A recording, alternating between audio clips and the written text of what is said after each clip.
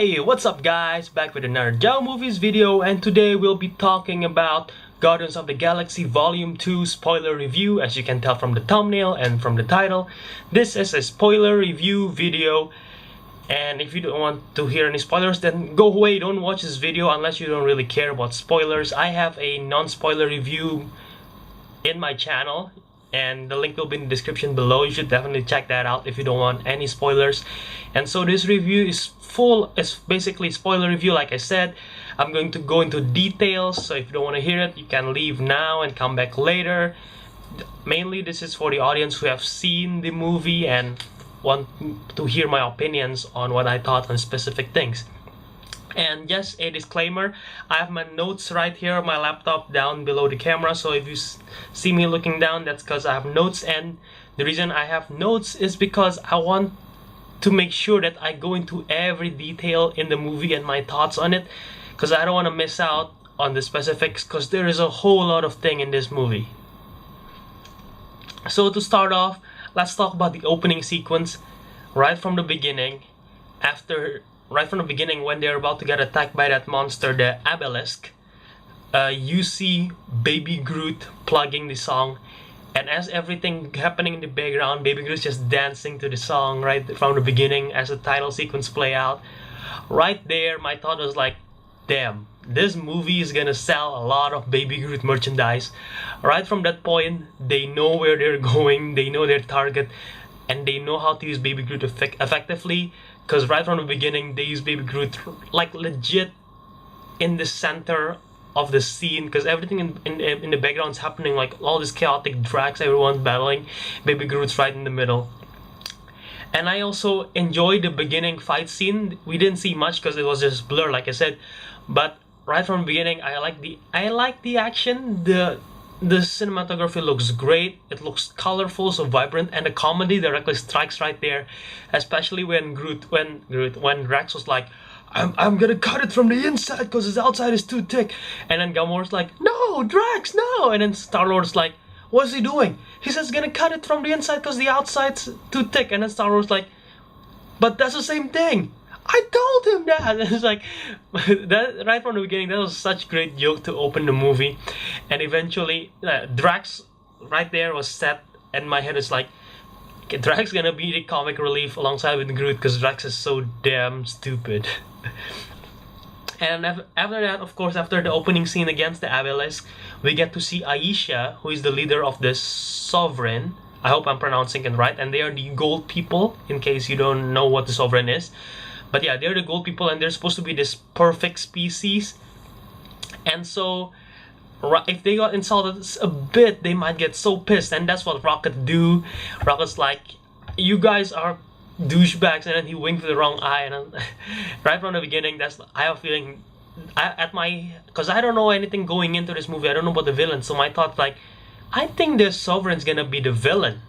Turns out, sort of, but not really. So yeah, we got that, and we see Nebula from the beginning, because the deal was the Guardians defeat the obelisk, protect the battery, and they got Nebula to be returned to Gamora. But eventually, after they leave, turns out Rocket steals the battery, right? And that scene when they're avoiding the drones, the fleet from the Sovereign, and they go to the asteroid field, I think that scene was really impressive. How they film it, and just basically the action sequence in the asteroid belt is really cool. And then when they got saved by the mysterious figure later to be known as Ego, who is Star-Lord's father, that was interesting, that scene. And then we get to see Ego and Mantis as the first time we see them as the Guardians crash landed. And so Ego revealed that he is Star-Lord's father. Star-Lord doesn't believe him, and they have a small discussion. And Ego's like, you have to come with me. We'll show some stuff. And so Ego and Mantis split with Star-Lord, Gamora, and Drax, while Rocket, Baby Groot, and Nebula stay behind. And yeah, I like the concept of them splitting it to give them more individual screen time. I feel like it sort of works at a point. So I like how they split those parts. And let's talk about the first appearance of Stallone as Stakar Ogord, or Starhawk.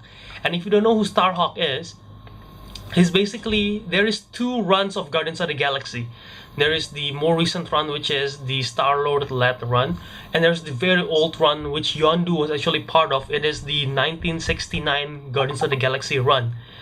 And so Starhawk was a major character from those series run. And in the cinema, I'm guessing there's not a lot of nerds watching it, but when I hear that, I was like, wait, isn't he from the original Guardians? And I was so psyched from the beginning, but everyone else like, what the hell's going on? So yeah, that's the advantage of being a geek, being a nerd in these superhero comic book movies. And right after that, we get to Aisha again talking to Yondu, and eventually the Revengers want to capture the Guardians.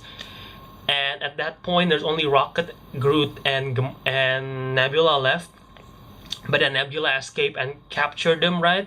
And then Taserface feels like Yondu didn't perform well as a Revenger, so he want to overthrow Yondu.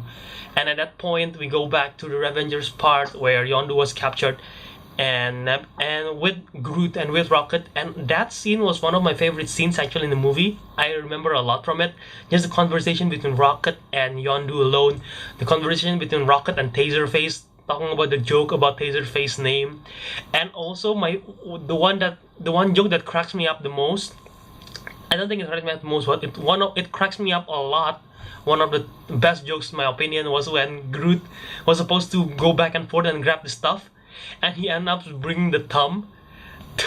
I laughed so hard because it was like, that is so plain stupid. And Rock was like, tell me you have a container full of thumbs. No, let's not talk about that ever again. That was just so great. That was so hilarious. I love that part.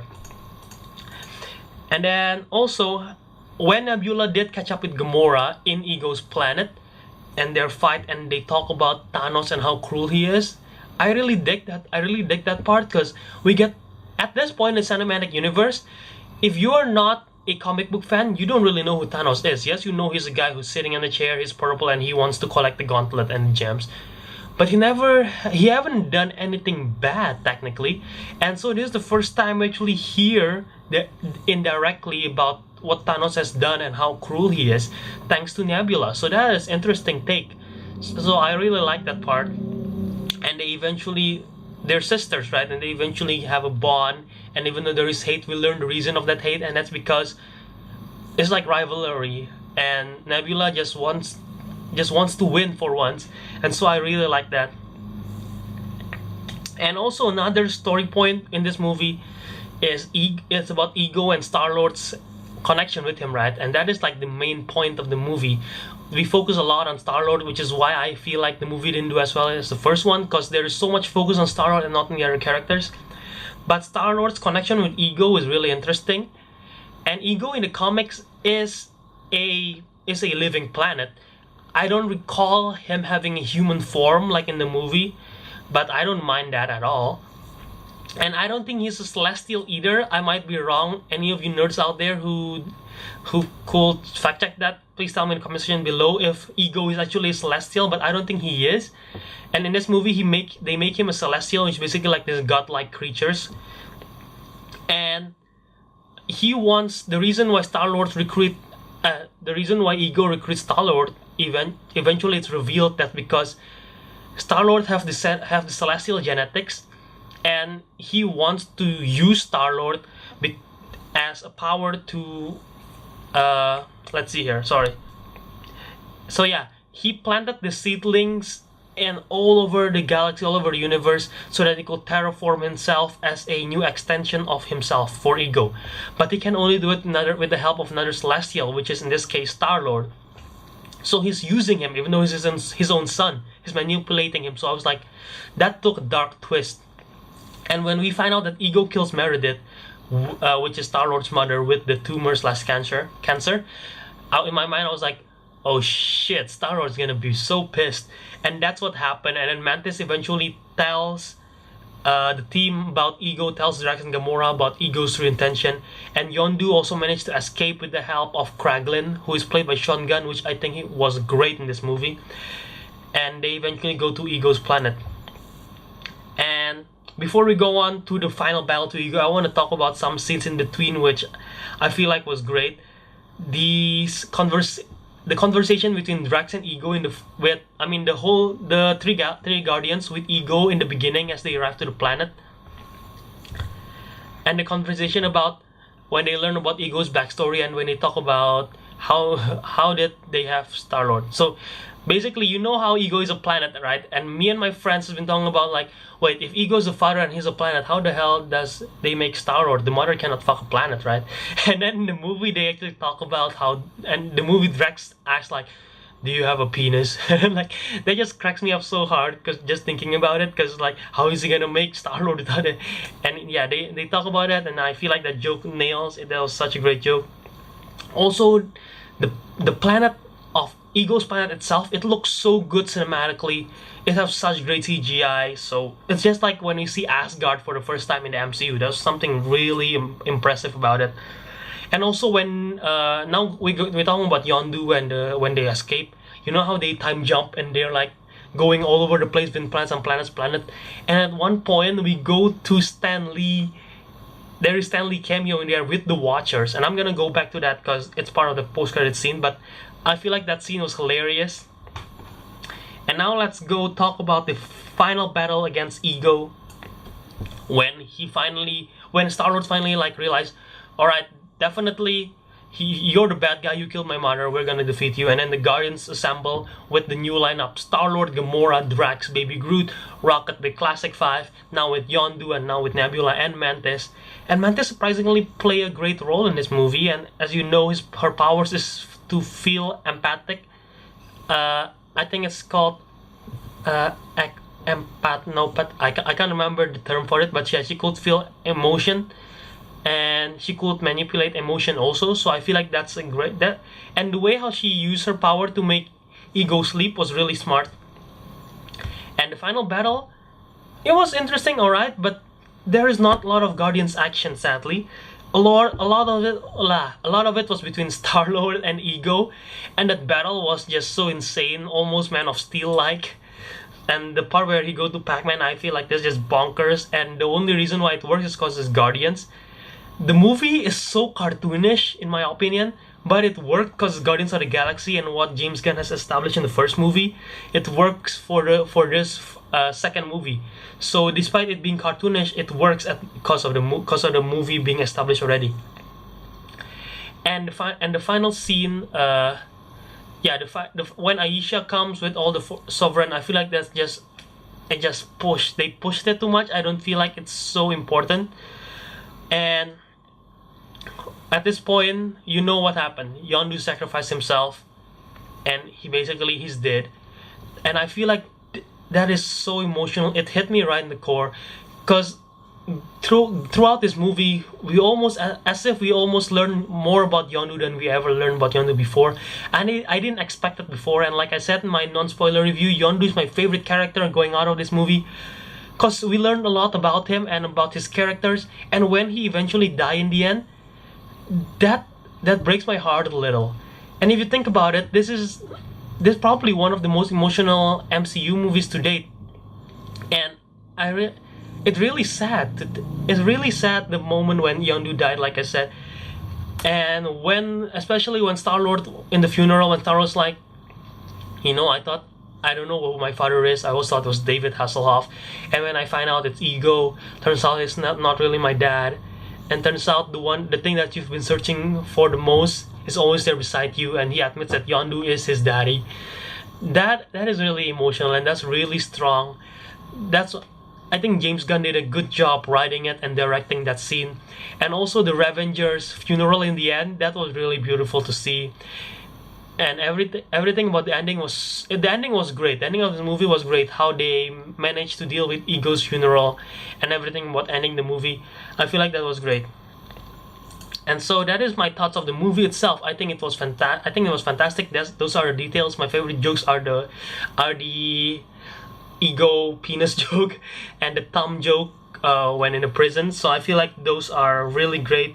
My favorite part of the movie, like I said, was Nebula's interaction with Gamora and Yondu's arc, especially, because that was really good. And now let's talk about the post-credit scene. So there is 5 post-credit scenes, as you might know, in this movie. And the first one is when Kraglin takes up Yondu's fin and telekinetic arrow and he tries to control it, and eventually it hits Drax. I crack up so hard in that scene, and Drax just keep on screaming until the end of the post-credit scene. It's like, ah! And then Kraglin just moves away slowly, little by little, as that scene finished. That was a smart scene just for comedy's sake. And the second post-credit scene was, we go back to Stallone.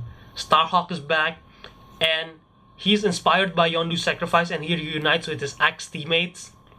And if you don't know who these ex teammates are, they are also from the classic 1969 run of the Guardians. That is the original team. Not all of them are there, but most of them are there. I don't really remember their name because I didn't follow the original Guardians that much. But yeah, that is the original teammate. And when I saw them, I'm like, oh wow, are they gonna make a movie about it? Are they gonna make a spin-off or something? Because that excites me. And when I see that, I'm like, whoa, that is so great. So that excites me a lot. But my favorite post-credit scene is actually the third one, which is, oh wait, no, that's the fourth one, my bad. The third one is when Groot starts growing back to normal size, and he become a teenage Groot, now no longer baby Groot, teenage Groot, and he's like grumpy. I really think that was smart, and maybe I don't know if he's gonna be adult Groot again or teenage Groot coming Infinity War, but yeah, he grew fast apparently, so yeah, that's interesting. And I might mix this up, but this is basically my favorite post-credit scene is when we're talking about Aisha again, when she's like, oh, everything is a chaos. I thought at that moment we're gonna see Thanos with Infinity Gauntlet or something, but turns out it pans out and I see that robotic cocoon in my head. I'm like, shit, Adam Warlock, and then she called Adam, and I'm like, oh, Adam Warlock! I literally screamed in the cinema. I was watching my parents, and my parents like, shh. And I'm like, I was like shocked as I scream, and everybody in the cinema just look at me because I don't think nobody know what hell's going on. And I'm like, oh my god, they actually gonna do Adam Warlock? Is it gonna be in Guardians 3? Is it gonna be in Infinity Wars? I don't know, but I'm excited for Adam Warlock. And if you don't know who Adam Warlock is, he's a famous character from the Guardians line. He's actually the leader of the Guardians of the Galaxy. He's total opposite in terms of characteristic between him and Star-Lord, and his powers is like almost Superman-like but not as strong. And the reason why I'm excited is because he plays an important role in the Infinity Gauntlet saga. I have the comic, it's back there in that stash, and I have the comic of Infinity Gauntlet, and he played a huge role. I don't think it's gonna appear in in Infinity War at all, or in the 4th Avengers movie, but I'm excited for it. And also the last one was when we're talking about when it's back to Star-Lord. No, the last post-credit scene was about the Watchers, and we see Stan Lee again, and it's the Watchers. And Watchers is basically this entity who just overwatch everything, and they recall everything that's happening in the galaxy, but they're not allowed to interact with it. And I like how this is the first time we see the Watcher in this movie. And if you pay attention to the dialogues Stan Lee said in the movie and in the post-credit scene, he's actually talking about the events in Civil War and other past events that he's experienced. So that pops the theory of, is Stan Lee the same character throughout this whole MCU? And recently Kevin Feige was like, yeah, Stan Lee is the same character throughout the whole MCU. So that's like, damn, is Stan Lee the Watcher? So that's just great. So yeah guys, that's the end of the spoiler review video. If I miss out on anything, tell me in the comment section below. I will respond to your guys' comments right away. What do you think of the Guardians, and which part is your favorite? You can go spoiler, because this is the spoiler review video anyway. Sorry, I'll have to look at some notes, and I don't pay attention to the camera that much because I really want to get into details. And if you enjoyed this video, don't forget to give it a thumbs up, subscribe to my channel to see more. Until next time, ciao out.